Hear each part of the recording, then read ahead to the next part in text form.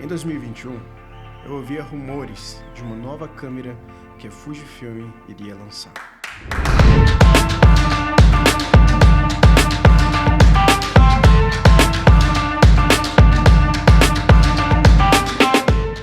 A ansiedade falava alto e a expectativa aumentava em cada rumor. Ouvia falar em 120 fps em 4K, um novo design. Isso está muito bom para ser verdade. Até que em maio desse ano, finalmente aconteceu. E não só aconteceu, como eu sou o segundo creator a produzir com ela aqui no Brasil. Bem-vindo, Fujifilm X-H2S.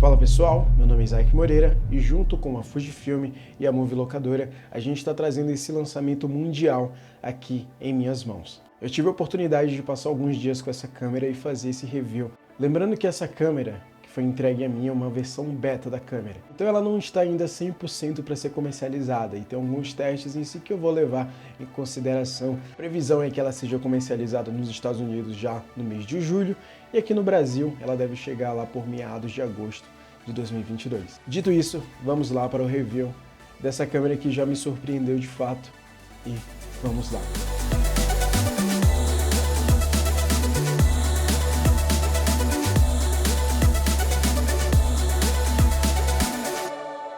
Olha pessoal, eu separei lá no Instagram as principais dúvidas sobre essa câmera e eu separei alguns tópicos. E sim, eu fiz os testes reais que vocês vão estar vendo aqui. Tudo que eu falar da câmera vai ter teste e comprovação de que isso realmente existe, tá bom? Muita gente me mandou perguntas sobre o ISO, sobre o estabilizador interno, sobre esse novo design, sobre se ela esquenta ou não. Então, vamos lá às nossas considerações e testes. Primeiro tópico, foco automático. Eu sei que muita gente estava esperando por isso e eu já vou falar isso de primeira, tá? Finalmente, eu acho que a Fujifilm acertou muito em relação ao foco das câmeras dela. Inclusive, foi uma das minhas críticas ali no review que eu fiz da X-T4. A Fujifilm em si tem um foco muito bom automático, porém, tinha algumas situações específicas que eu sentia falta ali dela cravar certinho o foco. Mas o que acontece? Com um novo processador deles, a gente tem mais velocidade em foco. E levando em consideração, eu vim da Blackmagic, então eu agradeço a Deus pela Fujifilm já ter foco automático. E agora a Fujifilm veio com uma nova modalidade. Você conseguir focar através do olho, através da face e focar em objetos. Essa aqui é uma nova novidade da Fuji, que agora você consegue colocar a detecção ali do objeto que você quer, seja carro, seja avião, seja animal, e fazer o foco dele. E para isso, a gente foi lá e foi fazer os testes ali na prática do que a gente conseguiria tirar de resultado ali desse novo foco da Fuji. Então, vamos lá aos testes. Para testar o foco dessa câmera e testar o slow motion, eu vim até aqui na rua da minha casa justamente para mostrar isso na prática. E para isso eu estou utilizando a Fujinon, tá? A Fujinon 50mm, que é uma lente mais fechada e ela já tem, por ela ser da própria Fujinon e ter foco automático, a gente não vai ter aquela desculpa que isso aqui é de outra marca, o foco não é tão bom, não sei o que, não. Vai ser da própria Fuji e eu estou usando aqui um filtro ND para estar ajudando a gente a chegar nesse look. Então vamos para o teste de foco agora. 3, 2, 1, vem!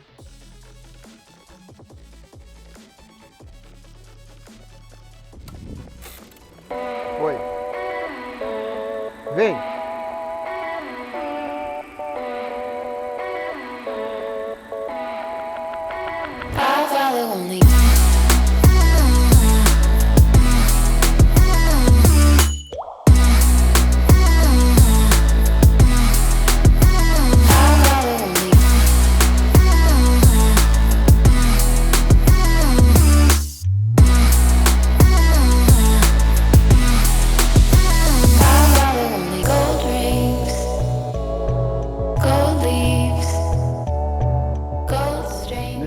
que eu vou focar mais no cachorro, pessoal.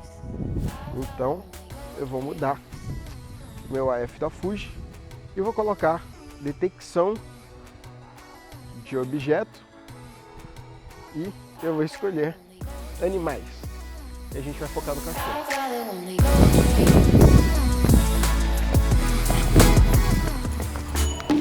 Iso!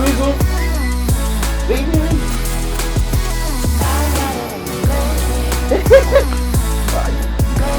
Vai!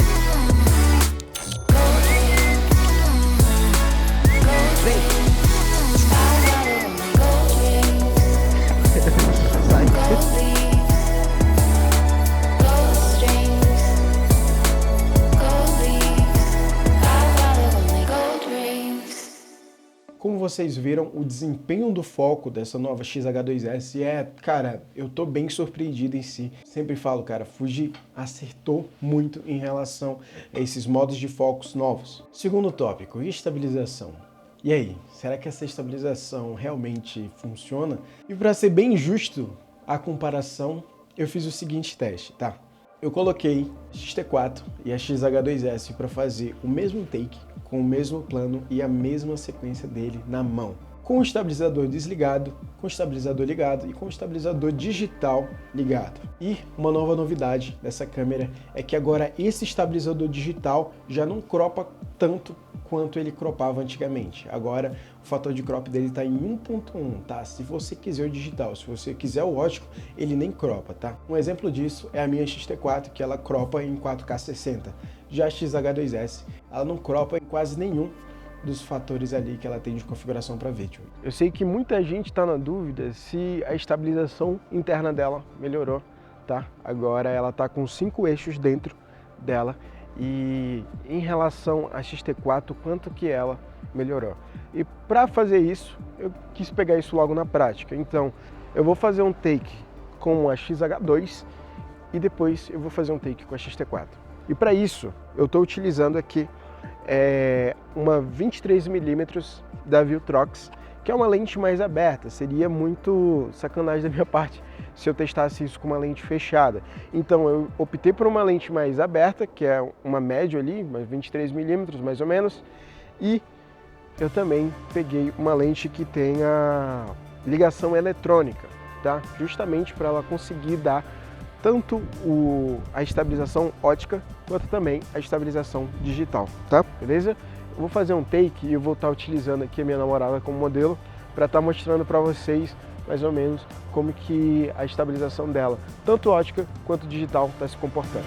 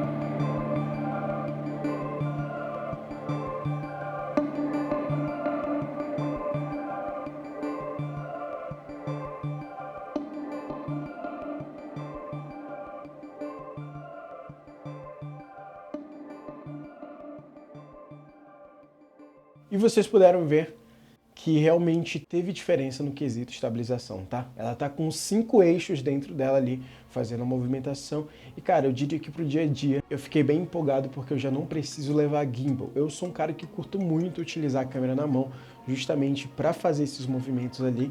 Em uma câmera sem precisar de gimbal, realmente é impressionante. Isaac, a XH2S, ela esquenta? Olha, eu vou falar para vocês, hein? Ter uma configuração tão potente em uma câmera pequena é realmente um marco da engenharia mundial para ter tudo isso em uma câmera pequena, que antigamente a gente só tinha acesso a grandes câmeras de set. E falando de uma câmera híbrida, é racionalmente com que essa potência ela acabe esquentando. O que vai diferenciar de uma para outra? Vai ser o tempo que ela vai conseguir aguentar gravando em altas resoluções ali. Quanto tempo ela vai demorar até aquecer. Com esse novo processador mais rápido, ela consegue sim fazer o resfriamento da câmera mais rápido, prometendo muito mais tempo de vídeo em relação a X-T4, por exemplo. E a Fujifilm trouxe uma solução que eu achei brilhante, para falar a verdade. A gente vê que muitas marcas acabam escondendo esse fato da câmera aquecer, porém a Fujifilm falou, cara, sim, é normal aquecer, o que vai determinar esse tempo, e para ajudar a auxiliar esse tempo de gravação, eles criaram um coolerzinho que você coloca atrás da sua câmera ali, onde fica o monitor, que é ali realmente onde mais esquenta da sua câmera, para você ter mais tempo de vídeo. Eu vou colocar aqui as informações na tela. Quanto de tempo o fabricante fala que ela aguenta sem o cooler e com o cooler. Você ganha um tempo considerável ali. Eu acredito que no dia a dia você nem vai acabar utilizando ele ali. Mas se você quiser gravar algo mais longo, você tem a opção. Cara, isso aqui é solução. É você assumir uma condição que todas as câmeras híbridas sofrem e você trazer a solução. Isso aqui eu parabéns a Fujifilm. Cara, uma coisa que eu achei legal é que esses acessórios são bem simples de colocar, tá? Você não ganha muito peso, ele é muito levezinho e é um cooler justamente para estar fazendo o resfriamento dessa câmera enquanto ela tá gravando. E agora, vamos para o nosso próximo tópico. ISO. Quando eu falei para vocês que eu tava com essa câmera, muitos de vocês vieram e falaram assim, Isaac, vê até quanto ela aguenta de ISO e tudo mais. Vê como ela fica em 4000. Pessoal, eu fiz o teste aqui na prática, eu queria compartilhar um pouquinho com vocês e depois falar minha opinião sobre o ISO das câmeras. Eu estou utilizando aqui uma 5035 MK da própria Fujinon para a gente ter o máximo de ótica e não falar que foi por conta de alguma lente mais barata, tá? Então eu estou utilizando ela aqui, que é uma lente com foco manual. Ela é toda manual, então eu vou ter que fazer a exposição e vou ter que fazer o foco também, tá? Eu moro aqui no 24º andar e a gente vai fazer o teste ali apontando para os prédios e vou falando até quanto de ISO ela vai estar.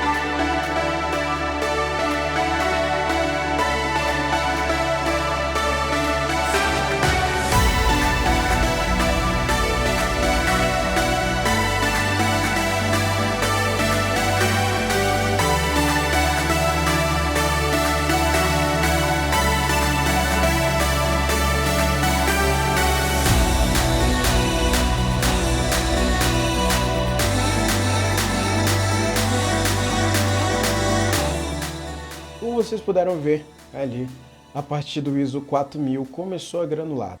Mas como assim, Isaac? A gente tem outras marcas que aguentam até 12.000 de ISO e tal. Isso é um assunto bem complicado de se falar. Quando a gente fala de uma câmera crop, a gente não pode esperar um grande desempenho em ISO por conta da limitação de sensor mesmo. E a Fujifilm opta por sim utilizar o sensor crop ainda, porque assim envolve lentes, envolve engenheiros e tudo mais, que cara, pra mim hoje em dia a Fujifilm sabe fazer crop como ninguém. As melhores crops do mundo estão dentro da Fujifilm, como é o fato da X-T4, X-T3, a XS10 e tudo mais. Quem que utiliza o ISO alto? Geralmente é o pessoal mais guerrilha, que trabalha em festas, que trabalha em eventos ali e quer aumentar o ISO no talo. Quando a gente fala de uma câmera, é justamente feita para uma produção legal, para ser uma câmera híbrida e tudo mais ali, a gente não tem o mesmo desempenho em baixa luz, porque justamente não é o propósito dela trabalhar em baixa luz. Quem trabalha em produção sabe que, cara, é luz para todo lado. A gente controla a luz,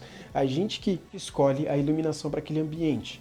E não é simplesmente o filmmaker guerrilha ali que coloca o ISO no talo e perde informação pra caramba porque tá utilizando o ISO muito alto e quer consertar isso na pós. Não. Então a maioria das câmeras tem ISO muito alto Inclusive, eu já falei que eu quero trazer um vídeo aqui no canal sobre o ISO, que é bem polêmico, mas para mim, no dia a dia, sendo bem sincero, eu dificilmente passo de 2000 a 3000 de ISO, muito difícil mesmo, até na minha própria X-T4. Eu tenho uma condição de luz muito boa para trabalhar, justamente porque eu sou profissional e invisto em lentes claras justamente para não sofrer com isso, tá? E agora vamos para o próximo tópico, arquivos. Vamos ver se esse 6K é realmente verdadeiro.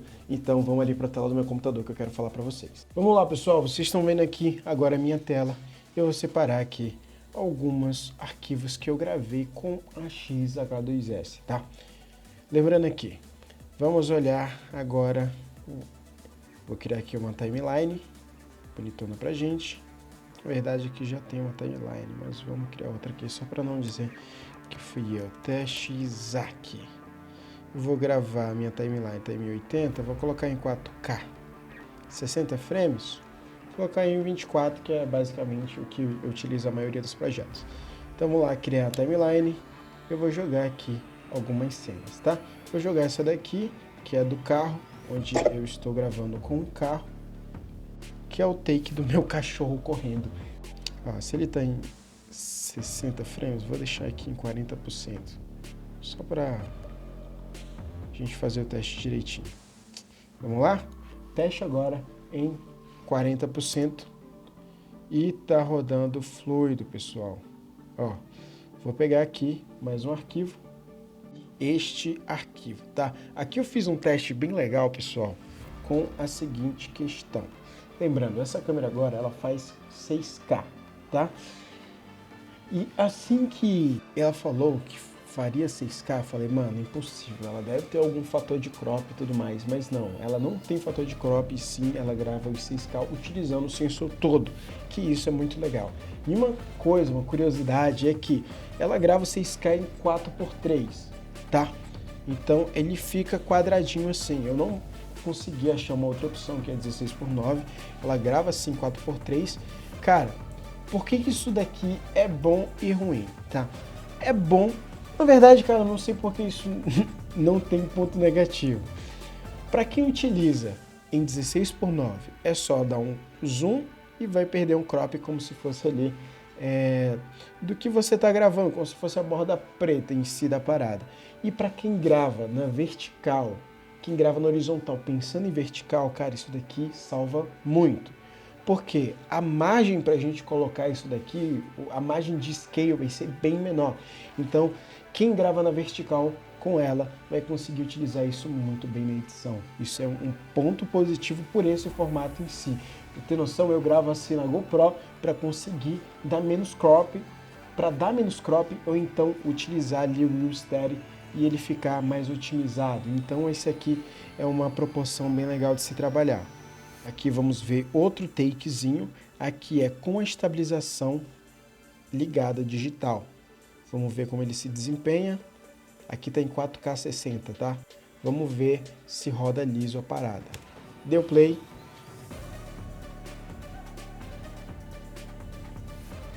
Galera, liso sem delay, tá? Liso sem delay.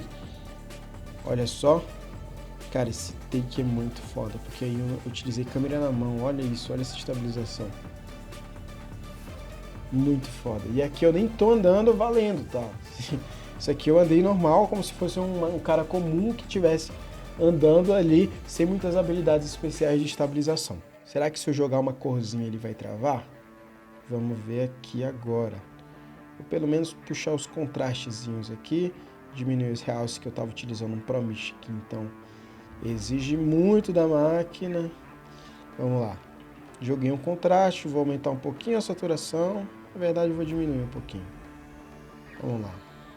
Jogar, deixa eu ver o que mais que eu posso jogar aqui. Vou jogar aqui nos Shadows uma corzinha, só pra dizer que a gente fez uma alteração. Vamos ver como é que roda? Deu play. Cara, tá rodando liso, mano. Tá rodando liso, velho. Nossa, mano, isso aqui não é um MacBook mais top, tá? Isso aqui é o MacBook Pro M1 de 16 GB de RAM. E tá rodando liso, ó. Antes e com. Vamos ver esse 6K? Vamos olhar esse 6K, como é que ele se comporta? Eu vou jogar aqui o teste com esse take aqui em 6K. Vamos jogar um loot aqui para ele, só para ele. Coloquei um loot, vou colocar mais uma corzinha aqui, só para ver se trava. Vamos ver se trava. Eu acho que agora vai travar, hein? Ih, tá rodando liso. Tá rodando liso. Cara, rodou liso. Que é isso? Que é isso, velho? Rodou liso. Quem quer tirar a dúvida? Ah, Isaac, esse plano tava muito pertinho. Vamos olhar aqui o carro, velho. Ó, tem um take aqui, ó, que o carro tá rodando liso aqui embaixo. Tá rodando 6K liso. Ó, só pra ter noção, 6K aqui, ó, a proporção. 6.240 por 41.60. Isso aqui que ele faz em 422 H265 10 bits. Isso é muito importante ser falado, tá? Vamos ver o take. Isso aqui é minha mina correndo. E pode ver, ó, que não perdeu foco, galera, ó. Não perdeu foco. Olha isso. Manteve o foco e lá atrás borrado, ó. Cara, isso é muito foda. Tô gravando 4K 120 aqui. Tá esse motion blur aqui porque eu gravei o /120 aqui. Eu acabei me confundindo na hora do review. Mas basicamente é isso. E agora vamos para o próximo tópico em relação ao design XH2S. Fiquei bem contente com esse novo design que ela trouxe pra gente. A Fuji abandonar esse aspecto em si um pouco vintage para essa proposta de câmera e ela tornou a câmera um pouco mais didática em si. Você tem botões dedicados agora para ISO, White Balance, que são botões que você acabava utilizando em atalhos. Mas o que acontece? Ela colocou botões dedicados a isso agora, e agora também o botão para gravar, você não grava no mesmo botão que a foto, e eu fiquei impressionado que eu não tenho mais função para colocar nos botões de atalho. São tantos botões para o que você consegue colocar como atalho que eu não sabia escolher ali o que eu ia colocar ali nos botões de atalho. O novo design agora, ela tirou aquela roletinha que tem na XT4, que é justamente para você mudar de foco manual para contínuo, e agora ela colocou só um botão que você clica lá e ela te dá as opções ali de trocar de foco. E uma coisa bem legal é que o ISO, o botão de ISO, ele é um pouco saltado do que os outros, justamente para que você, na hora que esteja com a câmera na mão, só ali pelo tato você já saiba de qual botão a gente está falando.